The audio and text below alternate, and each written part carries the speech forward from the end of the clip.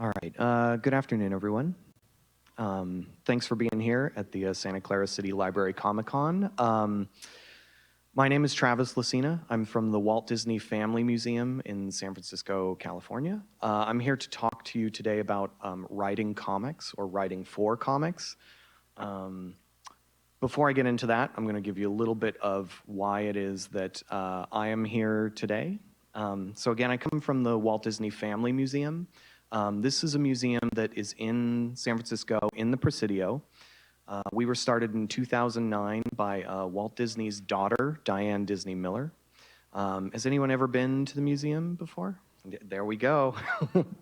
And not surprising, I almost didn't know it existed until somebody called me in to offer me a part-time job. But it's really a museum that is about Walt Disney's life. In some ways, when we talk about Walt, right, we refer to Walt as a person. So we say Walt rather than Disney because we think of the Disney company. It gets, for us, sometimes it feels a little like religious or preachy, but it's really to ground everybody in the fact that Walt Disney was a man and not just simply a company and a product. It's a fabulous place to work. Grace, who's sitting up front here, works with me. We teach animation and art to students of all ages at the museum. We have multi-week classes as well as sort of one-off workshops on weekends. Grace will be in next weekend teaching. I'll be in tomorrow teaching. A big part of why we kind of connect with comics, right, is that there is the animation side of things, and animation and comics kind of line up very closely in a lot of the things that they do. For sure, Mickey, right, was invented and animated and going on his merry way, but was also involved in comics. There were a lot of Mickey Mouse comics and Donald Duck and Uncle Scrooge comics.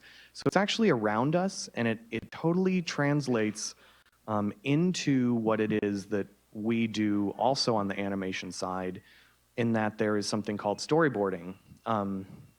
I love this picture of Walt pitching this storyboard in a room with a bunch of white men in suits, because this is typically how the animation process goes. You just all stand up in your best dress suit and, and look at pictures of cartoons. But it's the idea that there's a visual storytelling element in animation and in comics, and how do you get there? The storyboarding process really is about taking something that is going to be visual and sort of turning those words or those ideas into sequences and actually like developing the entire film ahead of time in these boards. And so you get up there and you pitch your idea and you say, okay, in this shot, this is what's going to happen, and then the character has this reaction, and then we cut to this location. So they're very similar, and a lot of times what we see is that when people begin their storyboarding, including us, it starts out like a comic. And there kind of is a difference in that storyboards are there for the animators so that they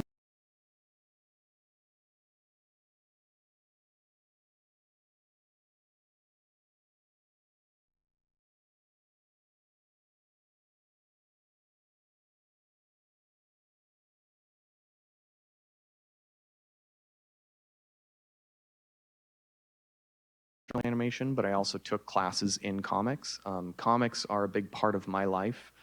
In particular, the kinds of comics that I read and look at are ones that sometimes have little to no dialogue. I really like the visual storytelling that goes on with almost no dialogue. Last year I was lucky enough to be here to do a presentation on sort of silent comics and talk all about that love.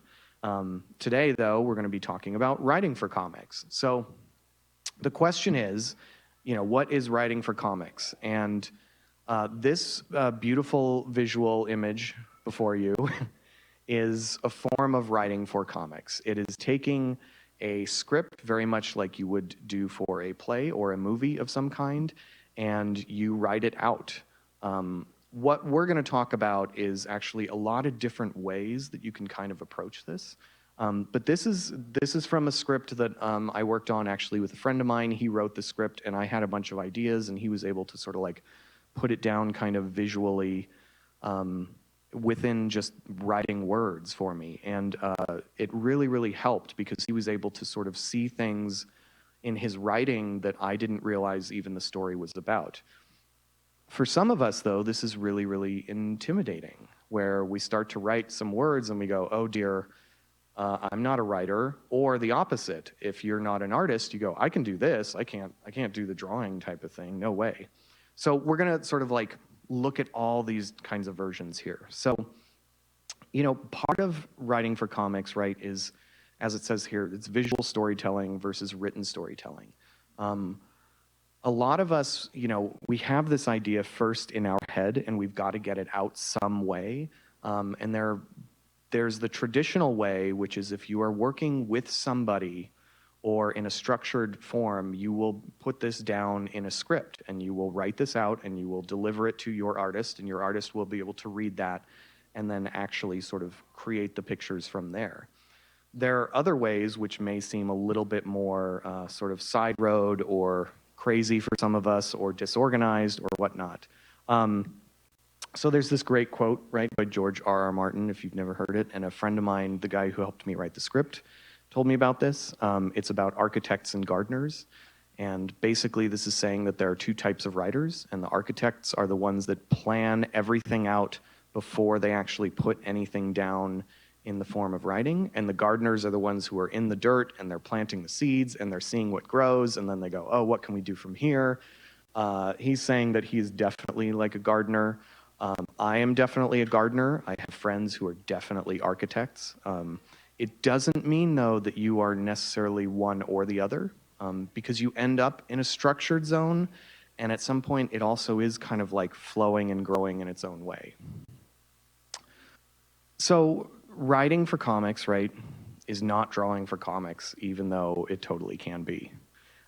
So we've got this, these images down here. This is from Harvey P. Carr, who was this comic book artist who passed away a year or two ago. And a lot of what he did when he was writing comics, he wanted to get into comics, but he couldn't draw. So he made these really crude stick figure paneled pieces of paper sort of stories, and then he gave those to artists who then created the bigger story and would actually draw him up there. That's sort of the core foundation of writing for comics, is the writing part of it. So what we're going to start with is kind of our traditional script method, and then looking at how you organize all those pieces. What's great about this is that you can take something as simple as these stick figures, and they're very like, you know, casual. This is about what, the grunting one where he's moving like a futon, and his wife is like, stop making that grunting noise, and he's like, I just can't get the leverage to move the futon, and they're yelling at each other, and it's just an everyday story. And then an artist actually kind of comes in and draws him into that story. Your traditional script, right, is not flashy, unless you are in that writing zone, right? For some of us who are really visual thinkers and work that way, this kind of slide even doesn't sort of light us up. Whereas for other people who are more into that written word, that kind of like excites them big time. There's no real one way to write it, right? There's no one way that you have to go. I'm not certainly going to say that there is. If Grace and I were working on a project together and I had to hand her a script that she had to draw out, as Grace knows, sometimes my just descriptions to her verbally are like, what are you talking about? And sometimes my sketches are like, what did you just hand me? Those are just like really rough chicken scratches. So if I'm working with someone else, the structure is really, really important. If I'm working by myself, I can kind of go in whatever direction it is that I want to go in, because I know what the ideas are up here. I know what they look like in the quick little thumbnail sketches. I know the notes to myself, where they're going to end up, how they're going to move. Traditionally, right, you have one script page is, you know, one comic page. It's the same sort of in film, where one page of a film script is like 1 minute of screen time. You sort of create your number of panels in there. It depends on preference. You'll read some things that people say it's 5 panels. I like working in 6 usually. Some people will actually have just one splash page where it's just one image, and so you just write splash page or one panel or something like that. Again, it's how you're telling your story, how long you have, and what's going on. And then you're writing it with your art in mind, right? So if you kind of have to describe something to someone, you have to get that script out there, right? You're thinking this way at first, while you're thinking this way, kind of like on the right. This is this sort of comparison of this sort of Superman script, right, and how it takes place from the written word into these visual sort of panels and forms, which we're going to get more into in a few minutes here. But knowing that you have to sort of describe it fully at the beginning is really, again, important, because ultimately it's going to be a comic, and if you're not drawing it, you're just writing a book, and then you can just kind of write your book the way you write your book. I recommend starting with some sort of outline if you're moving towards the writing part of it first. Giving yourself a basic outline. So often we will see this, Grace and I will see, and including, again, I won't speak for Grace, but myself, when I was younger, I had my major trilogy that I knew I was going to write and make and animate, just as long as I got 100 books to fill up or something like that. I knew kind of what the beginning scene was, and I kind of knew how I wanted it to end, but I never knew what the middle part was, and that's the thing that we trip up on a lot, especially as artists and sometimes writers, is that we know these places we want to start or get to, and we forget that there's a long path actually getting there, and it's everything in between. So creating this outline starts to say, okay, if you're starting at the library, and then you go outside and you meet your friend and you start driving, and then you go to the house, and then there's something creepy in the closet, and then and then suddenly you're and then you run away. You go, wait, hold on, what are the events? Let's back up. If you're writing for somebody, this is not meant to say the writers don't do any work, as it visually looks like. What it is that if you don't do more of the work on the writing side, you give a lot more work to your artist. And again, some of us will say, I just want to do the art. I'm happy to translate that. And some of us go, I just want to write. And if you just write and go, hey, Grace, so the guy shows up and the explosion happens, and then they all celebrate. Yeah, Grace is I'm sorry? How long is that? What? And then she's got all this work, and then I come back and I go, that's not what I was seeing. And she goes, yeah, you need to give me a little bit more. So don't give your artist more work necessarily, but you also don't want to fully restrict them either. Again, this is if you're partnering up. If it's yourself, you get to break free in whatever direction you want to go in. So it's only when you're partnering, or if it's a job or something like that, you've got to sort of meet somewhere in the middle. Big thing we talk about is that, Walt says it begins with story. Story is so important. What your story is, though, is as long as it's important to you first, that's what matters. Understanding what the core story is that you're going to tell. Now, we don't necessarily mean it has to be the hero's journey where they go out and they meet the mentor and they have the quest and they're reluctant. And, your story can be something as simple as, coming to this event and going home and taking a nap, right? Or it's something about a dream that you may have had.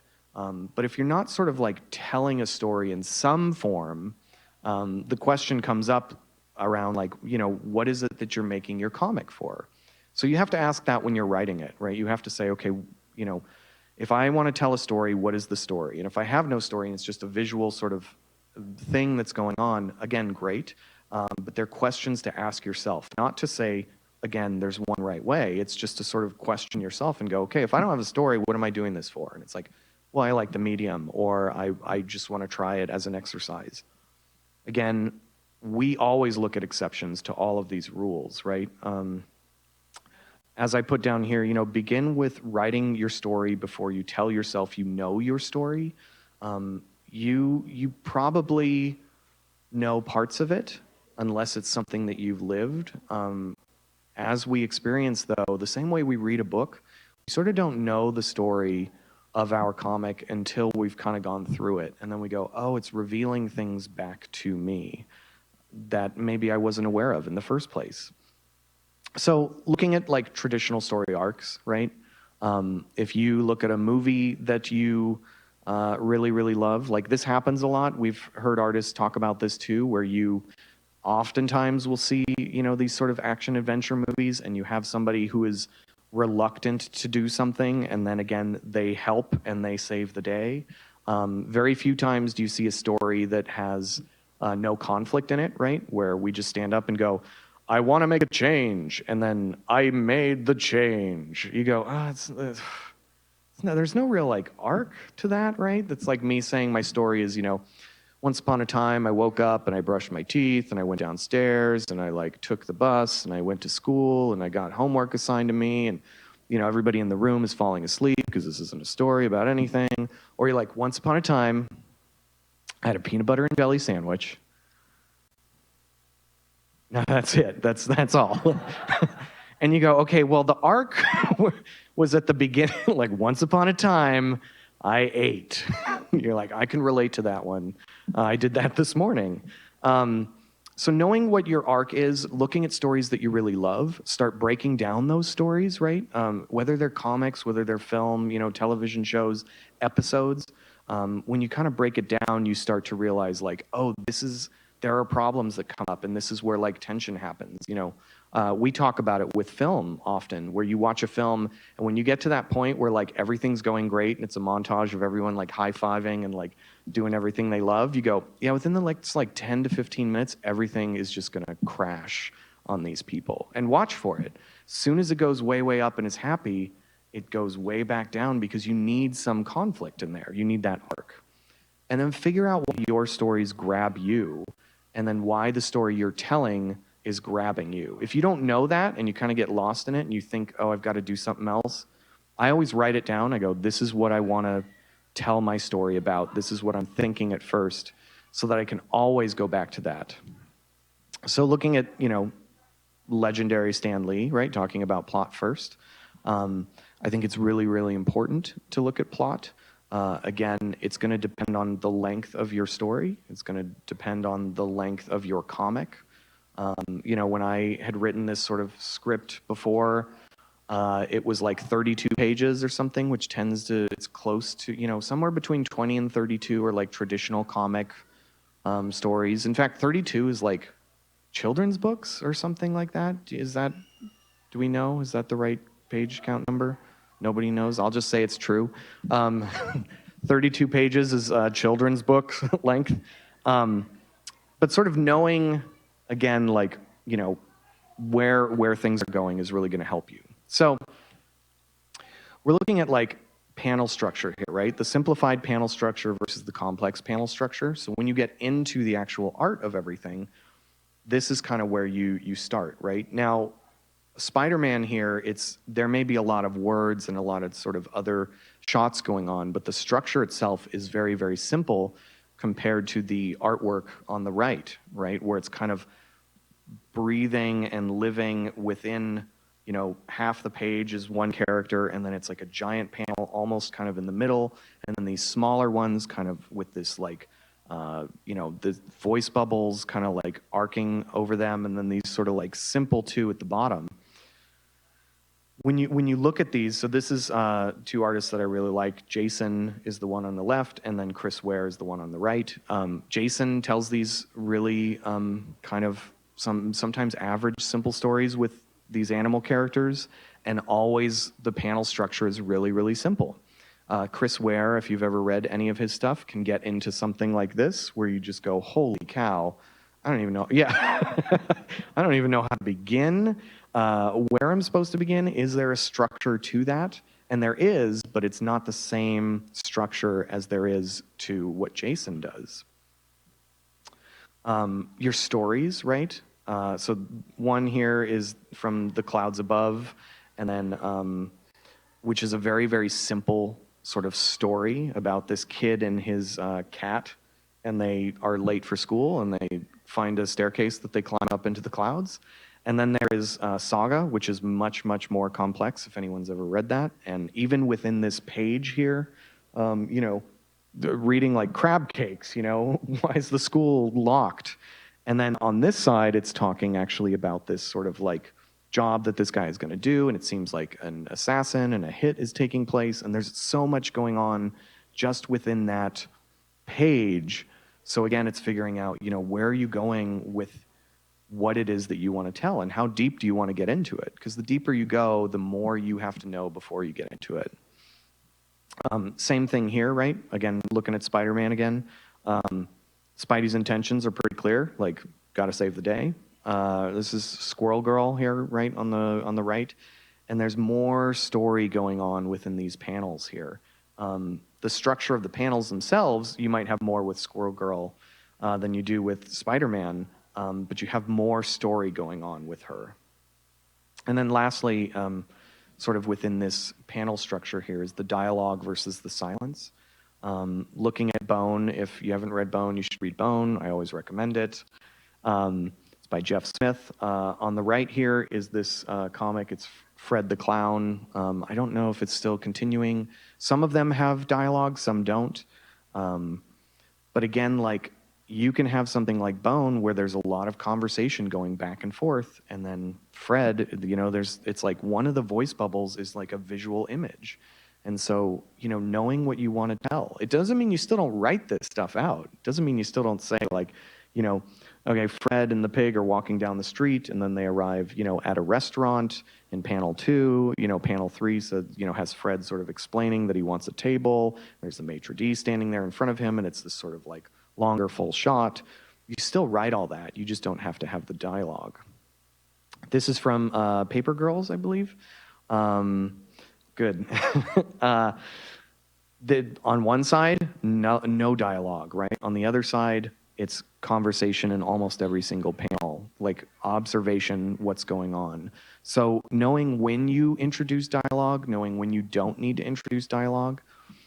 The big thing for you as an artist and as a writer is that you don't get to tell the reader how long they hang on each frame.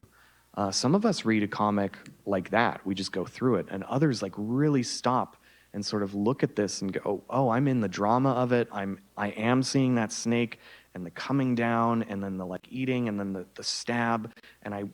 But we don't get to, once it's out there, we don't have a choice in the timing of it any longer. We've tried our best, but it's not like a film where a scene is happening for 3 or 4 minutes. I could read this and be like, all right, done, next page, right? So knowing that too, like why you're holding on something or when you need sounds or when you don't, right? Because like the only sound effect here is this like thud at the end. It's the only sort of written, well, you almost kind of written behind at the first panel. But so Mike Mignola, who did Hellboy, he did this great story called The Corpse. And when he wrote it originally, he was told that he had to do it in this sort of monthly, I believe, magazine or some publication. Correct me if anybody knows differently. And he had to do it in like 2 pages at a time. And he said, well, how am I supposed to tell a story over 2 pages like every month? So when he wrote it, he had to make sure that each sort of issue and each 2-page, you know, story was its own condensed story, even though it was part of a larger story going on. So when you think about your structure again, as a writer, we try to say, look, if somebody is going to hang at the end of 1 page, you want it to make enough sense so that when they turn the page, if it's tomorrow or not, that they're at least experiencing something brand new versus turning the page and being like, you know, Grace, the cat is gone, right? And you might be like, oh, that makes sense. But then if I'm just like, Grace, everything isn't here any longer, you're like, what? It doesn't sort of make the same amount of sense. Story, right? So Pixar, looking at animation. Grace is nodding on this one. Masters of Storytelling. One of the things that they use that you can also sort of use for yourself is called the Story Spine. It was from a playwright, Ken Adams, and he created this sort of way to look at story. It's not his own creation. He says, like, actually a lot of cultures kind of do this, but it is this way where you sort of approach it and say, once upon a time, and you fill in the blank, and every day, and you then establish, like, the beginning, what's going on, you know? But one day, and there's your problem, right? There's, like, the event. Because of that, because of that, because of that. And if you continue that way, you don't have to have just 3 because of that's, right? You kind of get to this middle, you sort of like figure out what the consequences are, until finally, and then that's your climax, and then, and ever since then. And a lot of stories fall into this. It's not exact, right? You can sort of summarize them, but this is also a good way for you to like kick off your own writing if you're kind of stuck on writing. We also really don't sort of know the moral of our story typically until we get to the end of it. We sort of look at it, and then we've read it and we go, oh, that's what it is, and then maybe we actually kind of have to change what it is that we're going for. So a big part of it is be open to your process and don't force it, because you might actually have something that comes out that you didn't expect. Describing your locations is also key. If I just describe we're in a room or we're outside, and I'm not saying, okay, so it's snowing and there's snow on the rooftops and it's really thick on the streets, on the overhangs, right?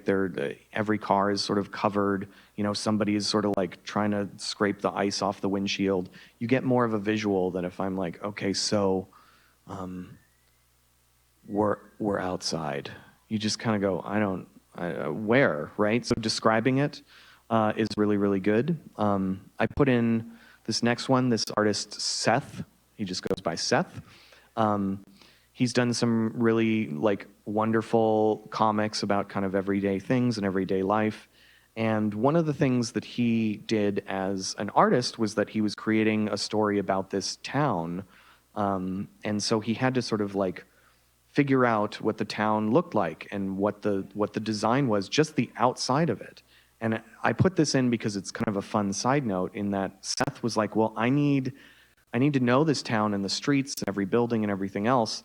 So I'm going to, on my own time, I'm just going to build the town out of like cardboard and paint it. And he took on sort of this other hobby and built this amazing town that was going into his comics. So he knew it sort of like in 360 degrees in this way that I was just like, holy cow, love it. Grace, anything I'm forgetting on that? Okay, great. These wonderfully familiar, odd-looking characters. You want to think about your characters, right? Character design, we always talk about it in terms of when you're writing about a character, design is the key word that some of us forget. When we're like, I love designing characters because I just draw anything and everything. That's not design, right? Design is like, who are they outside? Who are they inside? Why do they wear their hair the way that they wear their hair? Why do they wear the things that they wear? What are their fears? What are their likes, their dislikes, all of that. You know, describing your character ahead of time for yourself is really good. For your artist is even better. You can find things like this, you know, these 12 questions, you know, for your characters to sort of develop them further. It also helps you know how one reacts in one situation versus how another reacts in another situation.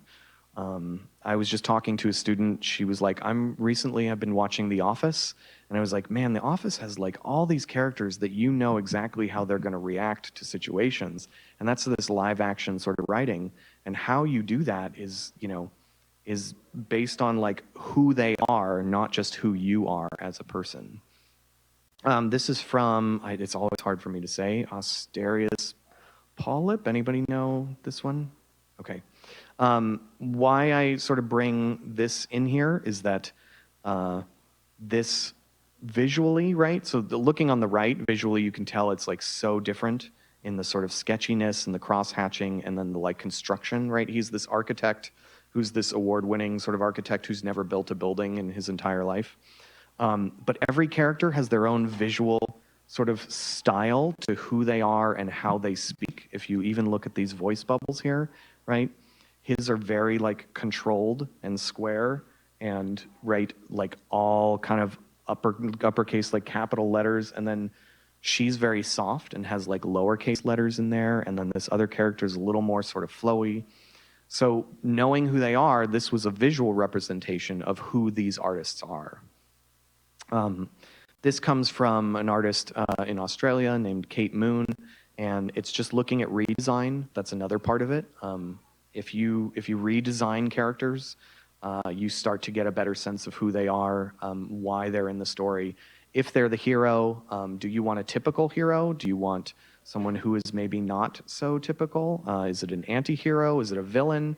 Is it a child? Are they willing? Are they not? Right? We all have that friend who's like, we should go ride around in a shopping cart in the parking lot, right? Or we are that friend. And then we also know the friends who are just kind of like, I can't go anywhere. I need to be home, right? And knowing who they are in your story again is like part of that needs to be represented visually, right? If you see somebody, unless you're intentionally saying they look villainous and are supposed to fool the reader, you want to give them some indicator of who they are right off the bat. Your camera angles, right? This is another important part. You can look up camera angles all on the internet in all sorts of ways. I won't go too deep into this, but there are lots of different shots. Knowing when you do a close-up, when you want to be like really intensely close, like getting close to someone is really hard if we don't have that relationship with them.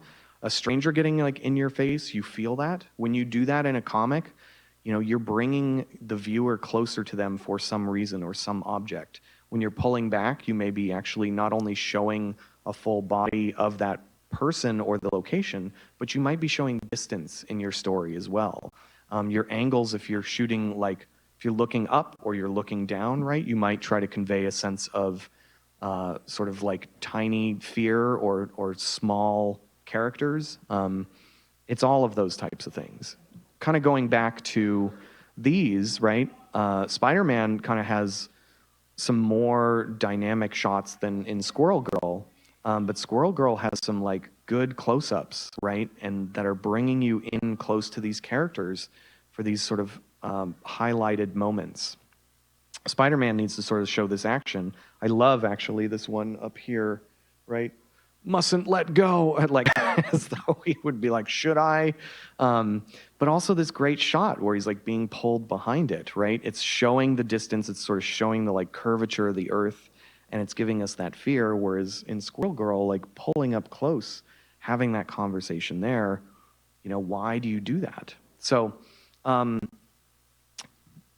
asking yourself also, what is your story and what is your style, right? These are a couple things that I did a few years ago I was doing a comic a day project, and so I always kind of went with this same structure of 6 panels. A lot of them didn't have any dialogue or writing of any kind, but this is the way that I sort of draw in the story that I like to tell.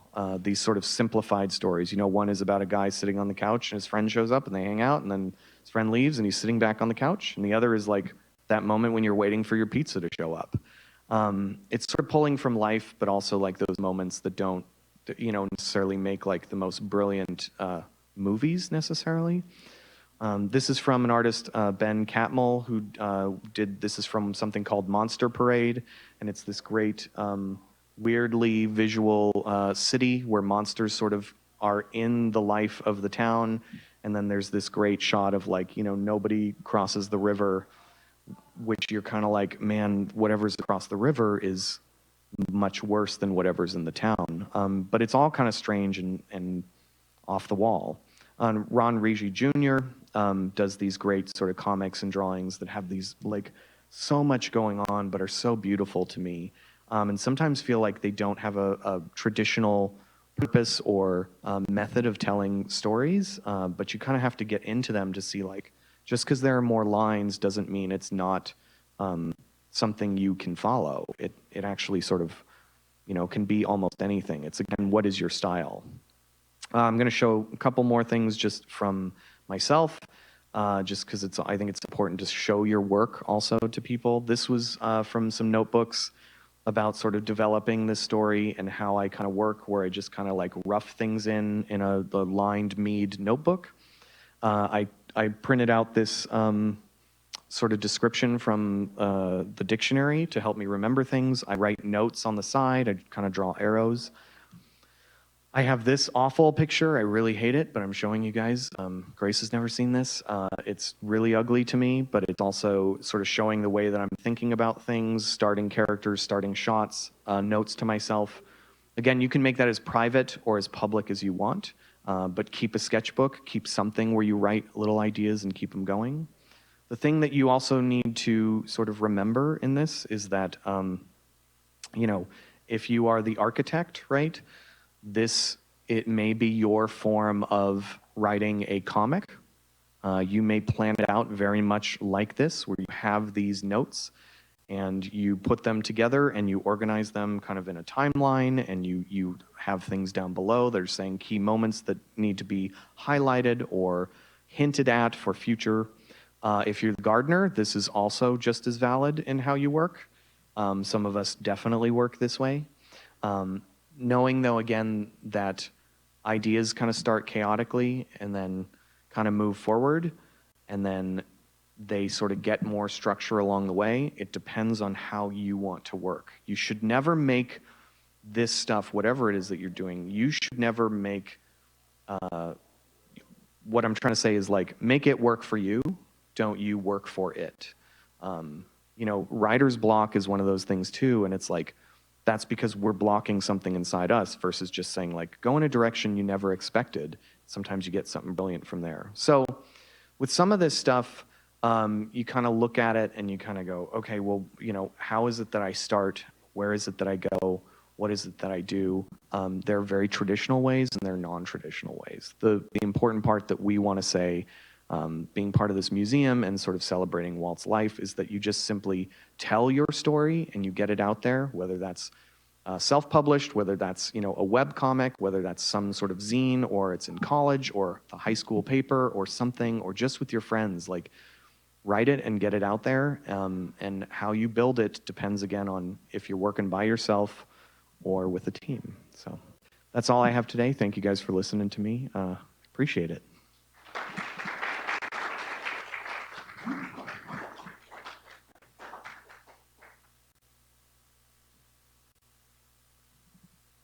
And if you have any questions, you can come up and talk to us over here.